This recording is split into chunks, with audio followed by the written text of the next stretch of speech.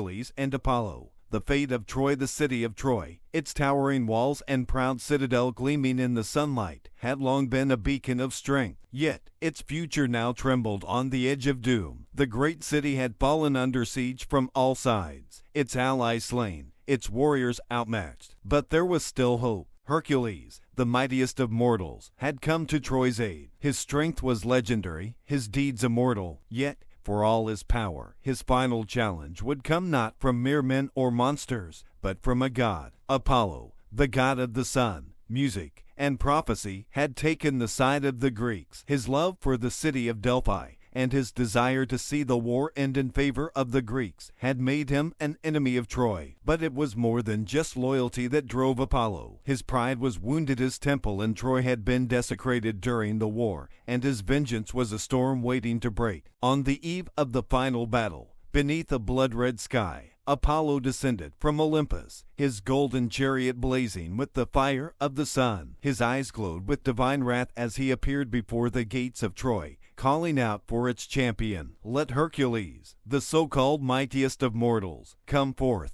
Apollo's voice rang through the city, shaking the very stones. Let him face me, God against man, and see who truly holds the power to save this doomed city. From the heart of Troy, Hercules stepped forward, his lion-skin cloak draped over his shoulders, and his club in hand. His muscles rippled beneath his armor, and his eyes were steely with resolve. Though he had fought countless beasts, titans, and even gods before, never had he faced an opponent like Apollo. I fight for the lives of the innocent, Hercules said, his voice calm but firm, and if it is a god I must defeat to protect them, so be it. The two faced each other on the plains before Troy, as the armies on both sides watched in silence. The earth itself seemed to hold its breath. This was no mere duel, it was a battle between the power of the gods and the will of a mortal who had dared to challenge fate itself. Apollo was the first to strike. With a wave of his hand, he summoned a scorching beam of sunlight that shot towards Hercules with blinding speed. But the demigod was quick. He dodged the blast, feeling the heat sear the air around him, and charged forward, swinging his mighty club at Apollo. The god nimbly stepped aside, his feet barely touching the ground as he danced away from Hercules' blow. You cannot defeat me,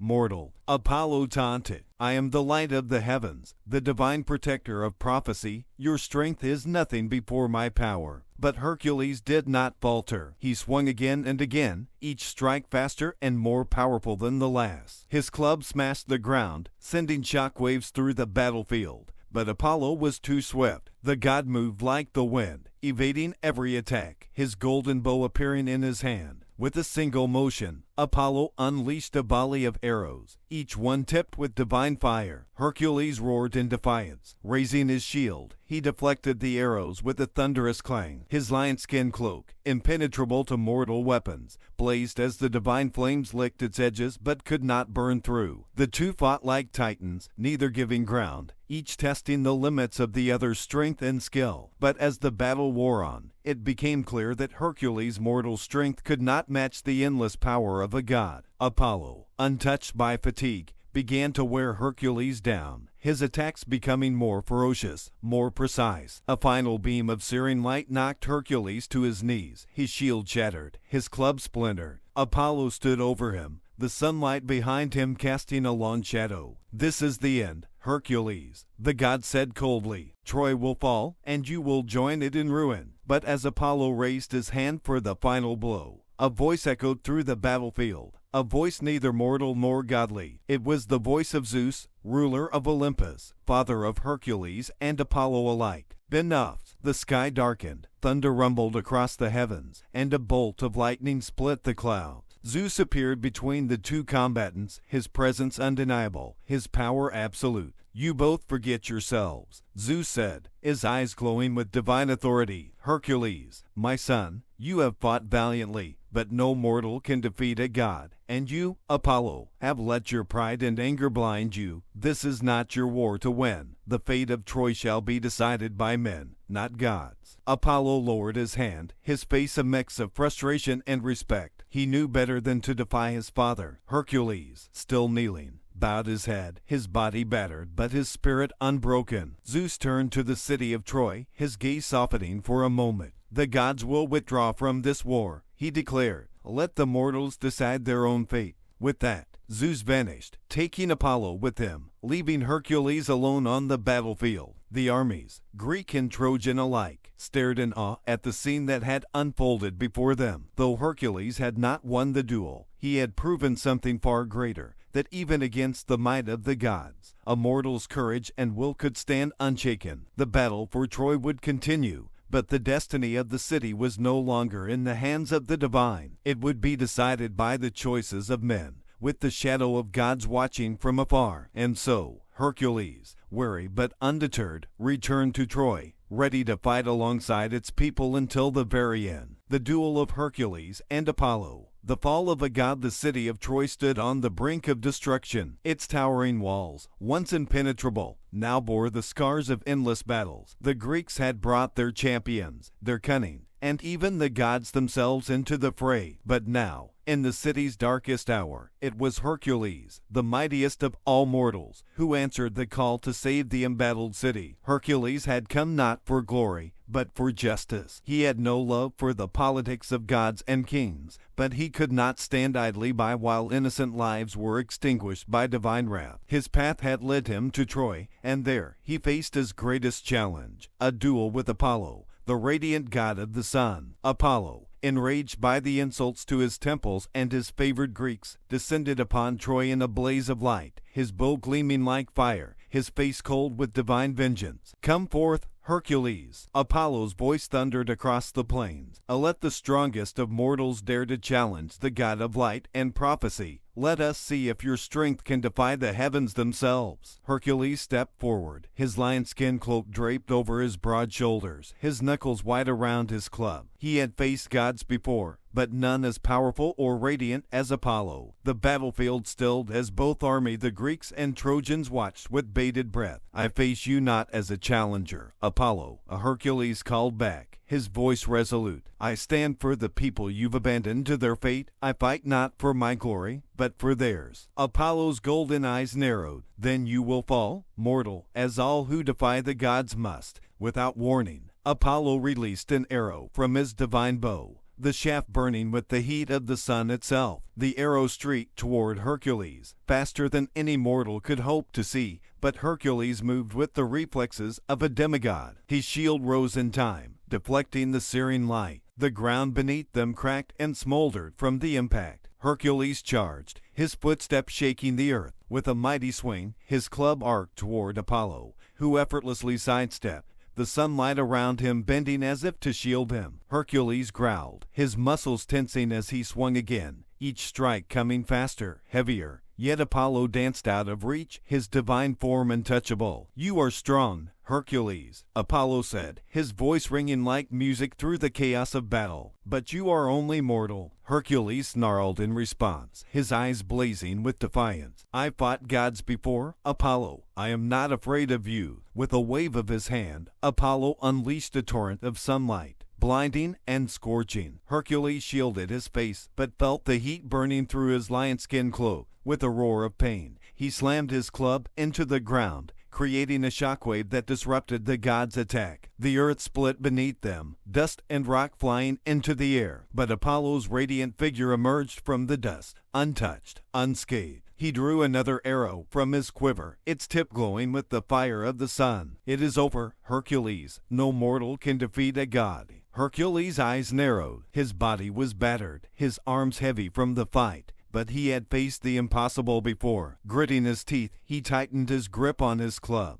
"Perhaps I am just a mortal," Hercules said, his voice calm despite the fury in his heart. "But I'm also the son of Zeus, and I will not fall." Summoning the last of his strength, Hercules charged once more, this time faster, his movements a blur of muscle and fury. Apollo loosed his arrow, but Hercules was ready. In a blinding moment of speed and power, Hercules swung his club with all his might, deflecting the arrow just inches from his chest. The arrow veered off course, striking the ground behind him in a burst of flame. Before Apollo could react, Hercules was upon him. His club crashed down, smashing into Apollo's chest with the force of an earthquake. The god's golden armor cracked, the light around him flickering like a dying flame. Apollo staggered back, disbelief in his eyes. "No," Apollo gasped, clutching his chest. Impossibly. Hercules didn't stop. He swung again and again, each strike more powerful than the last. Apollo, for all his divine speed and grace, could not escape the relentless onslaught. His bow fell from his hands, his divine light dimming as Hercules battered him down,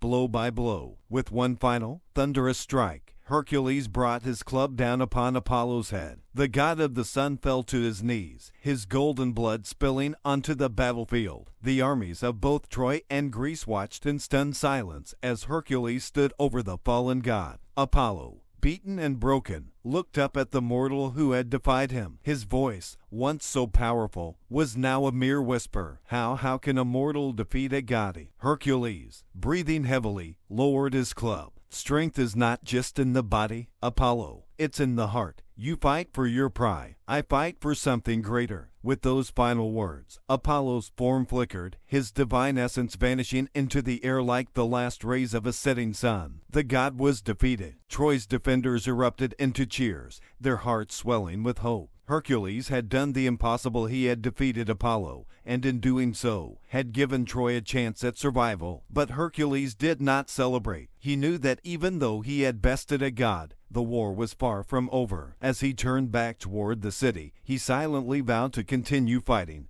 to protect those who could not protect themselves, even against the might of God. For in that moment, Hercules had proven that even the divine could fall before the strength of a mortal's will. The wrath of Poseidon, Hercules battled beneath the waves. The war for Troy had drawn the eyes of gods and mortals alike. And though the gods had been ordered to cease their interference, not all heeded the commands of Zeus. Among them was Poseidon, the earth-shaker, lord of the seas. His anger simmered beneath the waves, his desire for vengeance festering after Hercules had defeated Apollo and embarrassed the Olympian gods. Poseidon had no love for Troy, nor did he care for the mortal's struggles, but his pride as a god had been wounded. To see a demigod, a mere mortal, defeat one of his divine kin was intolerable. His wrath could be contained no longer. The night after Hercules' victory over Apollo, the sea surrounding Troy began to churn. Black clouds gathered on the horizon, lightning splitting the sky as the winds howled across the battlefield. The soldiers of both sides watched in terror as the waters rose, crashing violently against the shores. Hercules, who had taken refuge within the city after his victory, sensed the unnatural storm brewing. He knew immediately that another god had come to challenge him. Stepping out onto the walls of Troy, he gazed out at the furious sea, and then he heard the voice, "Hercules." It boomed from the depths, shaking the very foundations of the city. "You dare strike down Apollo? You dare defy the gods themselves? Come, face me if you are truly as strong as they say." The sea erupted, and from the frothing depths emerged Poseidon, towering over the waves. His trident gleamed with blue lightning, and his oceanic form was as vast and unyielding as the tide. His eyes burned with divine fury as he glared at Hercules. Without hesitation, Hercules grabbed his club and leaped down from the walls, landing on the beach with a thunderous crash. The waves lapped at his feet as he stood before the god of the seas, his muscles taut, his gaze fearless. "I have no quarrel with you, Poseidon," Hercules called, his voice firm but respectful. "But if you force my hand, I will fight. I will fight for Troy, and I will fight for the lives of those who cannot defend themselves." Poseidon's laughter echoed through the storm. "You are a fool, Hercules. I am the master of the seas. I am the tide that cannot be turned. You are nothing but a mortal, a speck of dust in the vastness of my domain." Without warning,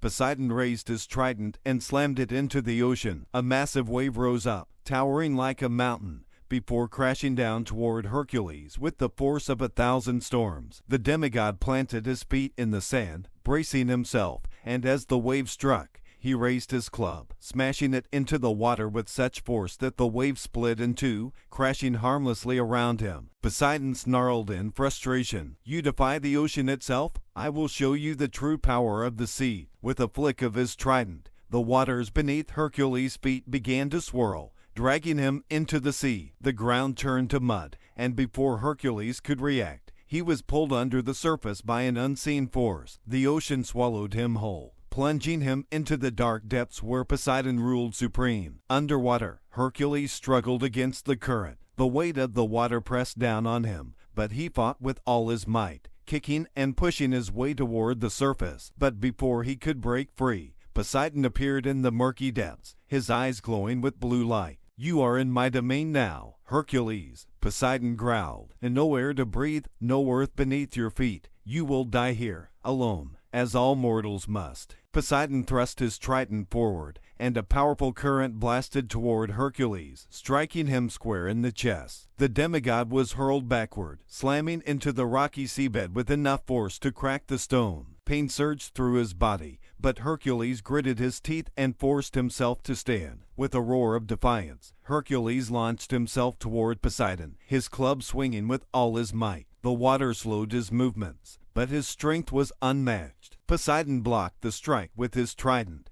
but even the god of the sea was surprised by the force behind it. The impact sent shockwaves through the water, stirring the ocean floor. Poseidon snarled, pushing back with his trident, but Hercules was relentless. Despite the crushing pressure of the depths and the suffocating lack of air, he fought with the fury of a man who would not be defeated. He swung again, his club colliding with Poseidon's chest. The god staggered, the shock rippling through his watery form. "You fight with the strength of the gods," Poseidon admitted, his voice a low growl, "but you are still a mortal, and you will drown like one." With a wave of his hand, Poseidon summoned a whirlpool, its swirling currents pulling Hercules toward its center. The demigod struggled, his muscles straining as he tried to escape the vortex's pull, but it was too powerful. The whirlpool dragged him deeper, the pressure threatening to crush his lungs, his bones. But Hercules had faced the impossible before. He had wrestled giants, defeated hydras, and even borne the weight of the heavens on his shoulders. He would not be broken by the sea. With a roar that shook the very depths of the ocean, Hercules drove his club into the seafloor, anchoring himself against the whirlpool's pull. His muscles bulged, his veins pulsing with the strength of a demigod. Slowly, inch by inch, he began to pull himself free, the force of his will overpowering even the might of Poseidon's whirlpool. Poseidon's eyes widened in disbelief. Impossible. But it was too late. With a mighty heave, Hercules tore himself from the whirlpool's grasp, launching himself toward Poseidon with all the fury of a storm. His club, shimmering with divine power, smashed into Poseidon's chest with the force of an earthquake.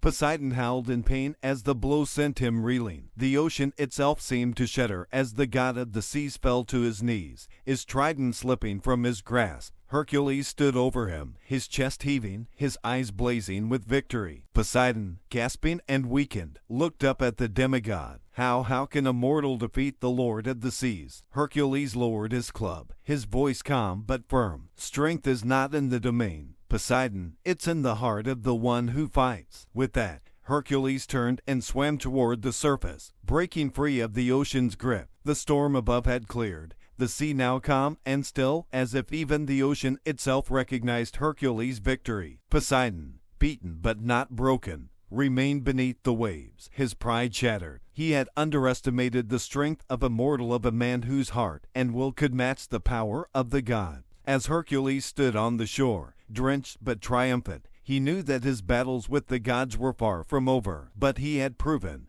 once again, that even the mightiest forces of the universe could be overcome by the strength of a single mortal's resolve. Achilles vs. Hercules, a duel of legends. The dust of Troy's endless battles still lingered in the air, and the ground was stained with the blood of heroes and soldiers alike. The walls of the ancient city had witnessed countless moments of bravery, but none could compare to the legendary duel that was about to unfold. Word had spread throughout the camps on both sides. Achilles, the greatest warrior of the Greeks, had issued a challenge. But this was no ordinary challenge. Achilles had called out Hercules, the demigod who had stood alone against the wrath of Apollo and Poseidon, and who had fought for Troy with unmatched strength. Achilles' pride had been wounded. How could a son of Zeus overshadow the greatest mortal warrior born of Thetis and Peleus? The two champions stood on opposite sides of the battlefield. The armies of Greece and Troy gathered at a distance, watching in awe and trepidation. The air was thick with tension. This was not just a clash of warriors. It was a battle between legends. Hercules, tall and broad as a mountain, stepped forward. His lion skin cloak hung from his shoulders, his club resting easily in his hand. His eyes, calm but intense, locked onto his challenger. He had fought gods, monsters, and men alike, But now he faced one of the most skilled warriors the world had ever known. Achilles, his armor gleaming with divine craftsmanship, strode confidently across the field. His eyes burned with the fire of a man who had never known defeat. His spear in hand, he was the embodiment of speed and power, his every movement graceful yet lethal. "I've heard the stories," Achilles said, his voice sharp as a blade. "The man who defied the gods, who brought Apollo to his knees. But you're still just a man, Hercules, and I am the greatest warrior alive." Hercules eyed Achilles, his face unreadable. "You may be the greatest warrior of mortals, Achilles," he replied calmly, "but I have fought the immortal. Do you truly believe you can win?" Achilles smirked, twirling his spear in his hand. "I don't believe I know." With a sudden movement, Achilles lunged, his spear thrusting forward with the speed of lightning. Hercules barely had time to raise his club, deflecting the strike as sparks flew from the clash of weapons. Achilles' speed was astounding, faster than any mortal Hercules had ever faced. But Hercules was not just any mortal. Achilles pressed his attack, his spear flashing in the sunlight as he struck again and again, each blow aimed at Hercules' heart, throat, and legs. Hercules parried and blocked with his club, the force of each strike vibrating up his arms. Achilles' agility was otherworldly, his footwork flawless, and for a moment it seemed as though the demigod might be overwhelmed. But Hercules' strength was unmatched. As Achilles spun to strike again, Hercules swung his club with a force that could have shattered mountains. The blow collided with Achilles' shield, sending him skidding backward, the ground beneath him torn apart by the impact. Achilles barely managed to stay on his feet, his heart pounding. His shield, forged by Hephaestus himself, had withstood the blow, but the sheer power behind it shook him to his core. Still, he grinned, wiping blood from his lip. "Impressive," Achilles said, catching his breath. "But speed will always defeat brute strength." He moved again, faster than before, darting around Hercules with the precision of a hawk. Achilles attacked from every angle, his spear flashing in a blur of motion. Hercules turned, swinging his club defensively, but Achilles' strikes were relentless. The Greek hero feinted left, then struck right, the tip of his spear finding a gap in Hercules' defense. It grazed Hercules' arm, drawing a thin line of blood. The crowd gasped, "A god's son, wounded by a mortal." Hercules growled, more in frustration than pain. He swung his club with such force that the air cracked, but Achilles ducked, rolling beneath the blow and striking at Hercules' legs. Hercules leaped back, narrowly avoiding a crippling blow. Achilles was indeed a warrior unlike any other, fast, cunning, and deadly. But Hercules knew this duel wouldn't be won by mere speed or power alone. As Achilles came at him once more, Hercules let his club fall to his side and braced himself. Achilles saw his opening and thrust his spear toward Hercules' chest, aiming for a killing blow. But Hercules, with the instincts of a seasoned demigod, sidestepped at the last second. As Achilles passed him, Hercules grabbed the shaft of the spear with one hand, yanking it from Achilles' grasp. Before Achilles could react, Hercules swung the spear in a wide arc, the blunt end slamming into Achilles' shield with a deafening crack. Achilles was thrown back again, his shield dented, his balance shaken. For the first time, doubt flickered in his eyes. "Your speed is unmatched," Hercules said, his voice calm and steady. "But speed alone won't win this fight." Achilles recovered quickly, drawing his sword, his eyes blazing with determination. He charged at Hercules, his sword flashing in the sunlight as he unleashed a flurry of strikes. Hercules deflected each one with his club, the sound of metal on wood echoing across the battlefield. Achilles lunged with a final, powerful thrust, but Hercules was ready. With a mighty roar, he brought his club down, smashing Achilles' sword in mid-strike. The weapon shattered, pieces flying through the air. Achilles stumbled back, his eyes wide with disbelief. Hercules tossed the broken sword aside, then took a step forward, his presence towering over Achilles. For the first time, the Greek hero found himself weaponless, standing before a foe whose strength seemed limitless. But Achilles was not finished. He tore off his helmet and threw it aside, his eyes burning with pride and fury. "I don't need a sword to defeat you, Hercules." Hercules raised an eyebrow, impressed by the warrior's resolve. "Then come." With a battle cry, Achilles charged again, his fists swinging in a furious barrage of punches. But Hercules was stronger. He caught Achilles' fist mid-strike,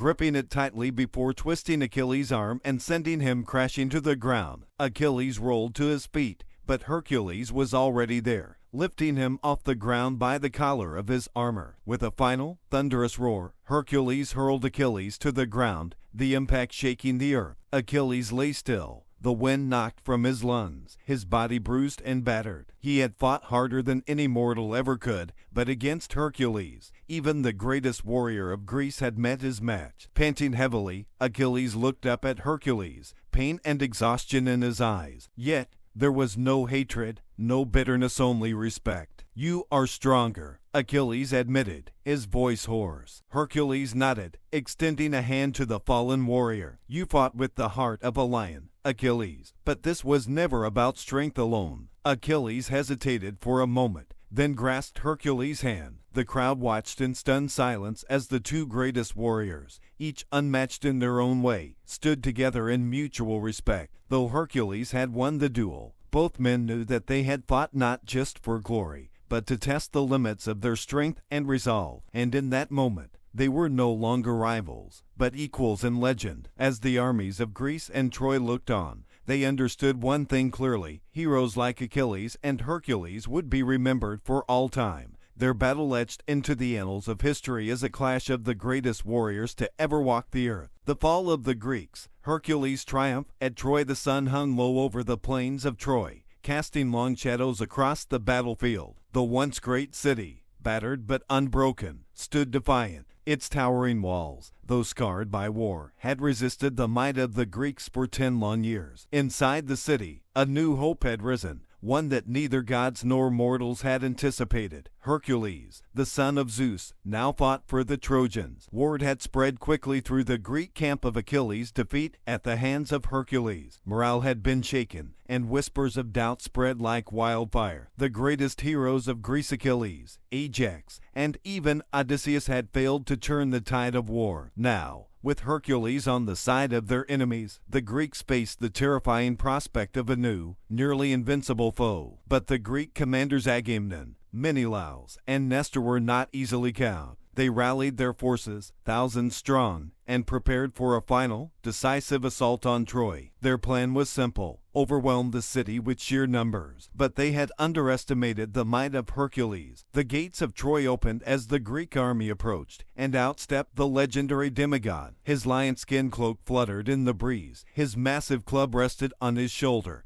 and his eyes, sharp and focused, scanned the horizon. Alone, he stood before the full might of the Greek army. A ripple of fear passed through the Greek ranks. They had seen what Hercules was capable of. His victory over Achilles had been witnessed by many, and now he faced them all without hesitation. Agamemnon, seated atop his chariot, raised his hand. "We are the greatest army the world has ever known," he shouted, "and no single man, not even the son of Zeus, can stop us. We will take Troy, and Hercules will fall like all the others." With that, he gave the signal to attack. The ground shook as the Greek phalanxes advanced, their shields locked together, spears bristling in the sunlight. Behind them, archers readied their bows, and chariots rumbled across the plains. Hercules stood his ground, unmoved by the sheer size of the army approaching him. The first wave of Greek soldiers crashed against Hercules like a tidal wave. Spears thrust toward him from every direction, but Hercules moved with the speed of a god. His club swung in wide arcs, each blow smashing shields, breaking bones, and sending men flying through the air. The force of his strikes was unimaginable. Soldiers were hurled back as though struck by a hurricane. A wall of archers unleashed a volley of arrows, the sky darkening as the deadly shafts rained down. Hercules raised his lion-skin cloak,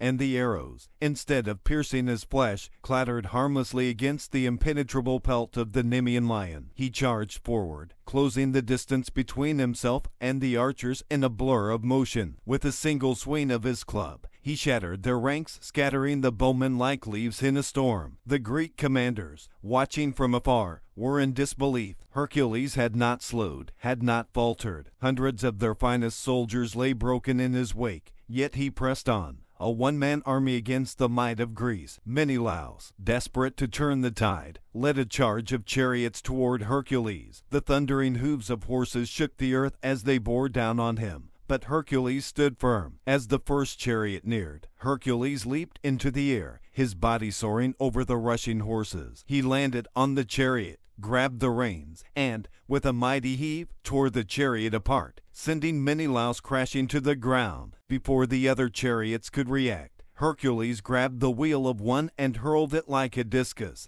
the spinning projectile smashing into another chariot and causing it to flip violently, the horses screaming in terror. The Greek soldiers, witnessing the destruction, hesitated. Many had believed the tales of Hercules to be mere myth, exaggerations of a hero's deed. But now they saw the truth. Hercules was no ordinary man. He was a force of nature, unstoppable and unyielding. Agamemnon, furious and desperate, ordered the full might of his army to converge on Hercules. Thousands of spearmen, swordsmen, and shield-bearers surrounded the demigod, their numbers stretching across the battlefield like a sea of bronze and iron. Hercules paused for a moment, catching his breath. He glanced toward the walls of Troy, where the Trojans watched in awe and hope. They believed in him. He could not fail them. With a deep breath, Hercules let out a roar that echoed across the battlefield. He charged into the mass of Greek soldiers, his club spinning in deadly arcs. Every strike he landed sent shockwaves through the ground, knocking soldiers off their feet. Shields splintered, and spears snapped like twigs beneath the force of his attacks. The Greek army, for all its size and discipline,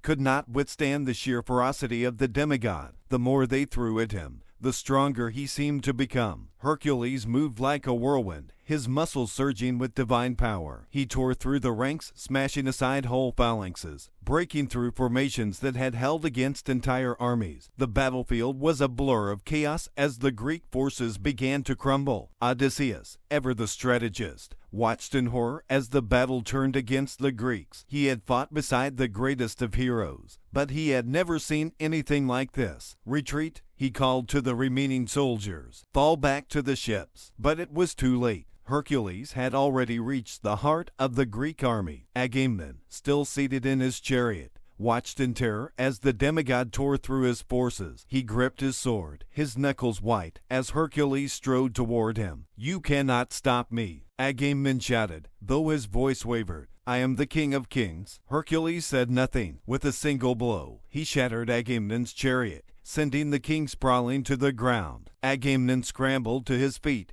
but Hercules was upon him. Grabbing the king by the throat, Hercules lifted him off the ground with ease. This war should have ended long ago, Hercules growled, his voice filled with righteous fury. But your pride, your greed, brought ruin to countless lives. Now it ends. With a swift motion, Hercules hurled Agamemnon aside, the king crashing into the dirt, defeated and broken. The remnants of the Greek army, seeing their king fall, fled in terror. Soldiers threw down their weapons and ran for the ships, desperate to escape the wrath of Hercules. The once great Greek force, the army that had besieged Troy for a decade, was shattered. As the sun set on the battlefield, Hercules stood alone amidst the wreckage. The Greeks had been defeated, their pride and power broken. The Trojans, watching from the walls, erupted in cheers, their hope restored. Hercules, bloodied but unbowed, looked toward the sea where the Greek ships retreated into the horizon. He had saved Troy, not for glory, but because it was right. And though he had defeated an army, he knew that his greatest strength had come not from his divine blood,